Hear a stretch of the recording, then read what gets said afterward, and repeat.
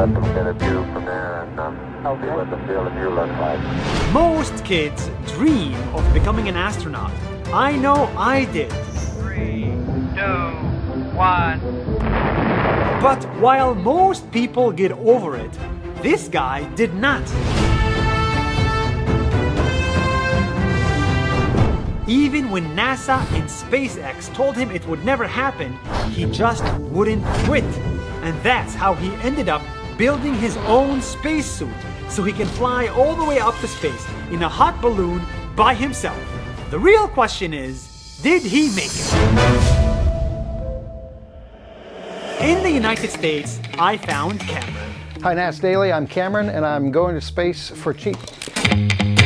Cameron is a teacher at a university, but his dream has always been to go to space. It all started when I was a kid and I was watching all the movies and TV shows about space, and this got in my brains and hasn't gone out. So he went to NASA and SpaceX to become an astronaut, but they told him it would never happen. At these organizations, there are a lot of requirements for becoming an astronaut. One of them was perfect vision, which I didn't have. But Cameron had made up his mind.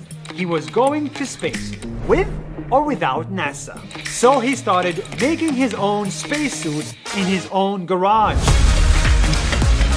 To build it, Cameron watched all the videos that NASA has on its website. And that's when he understood that he actually did not need NASA. When you go to NASA's archive websites, there are videos and documents describing how they built their spacecraft and spacesuits. There are even lists of materials. And it turns out that all the gear you need to build your own spacesuit, you can get on your own.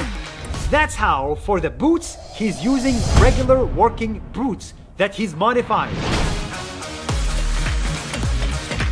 Some of the main ways that I've modified the boots for space are by clamping it onto a hard ring that's at the bottom of the leg with all kinds of fasteners and adhesives.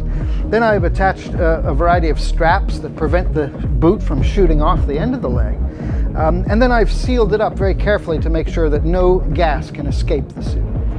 For the gloves, he uses fishing gloves.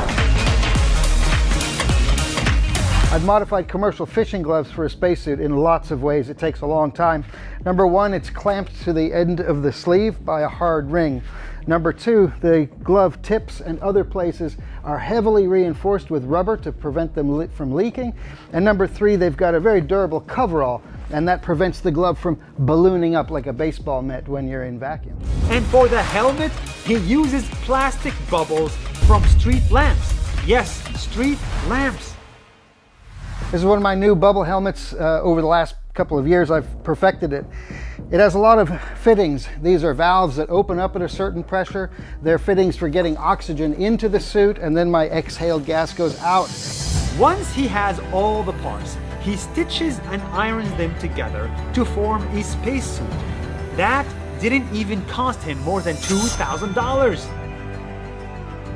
And a lot of time. There's a lot of testing and rebuilding. And I've been at this for 10 years.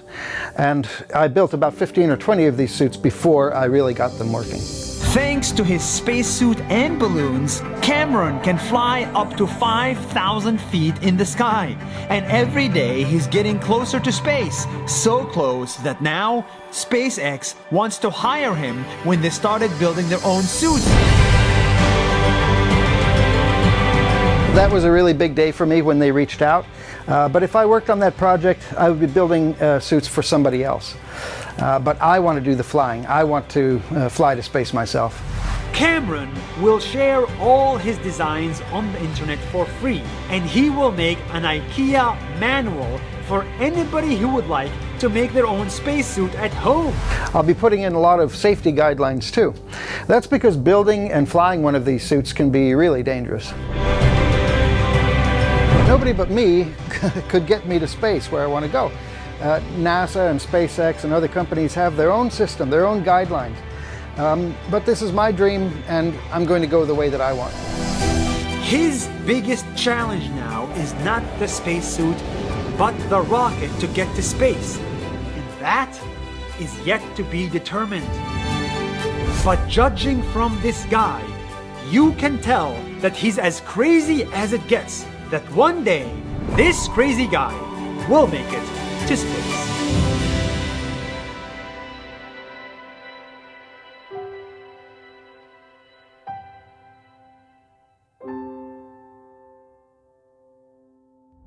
Hey everybody, thank you so much for watching Nas Daily.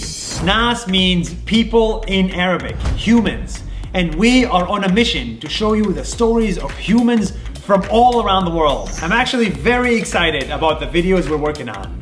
So please follow us on Facebook and Instagram so that you don't miss a video. We think everybody in the world should watch them. Thank you and see you soon.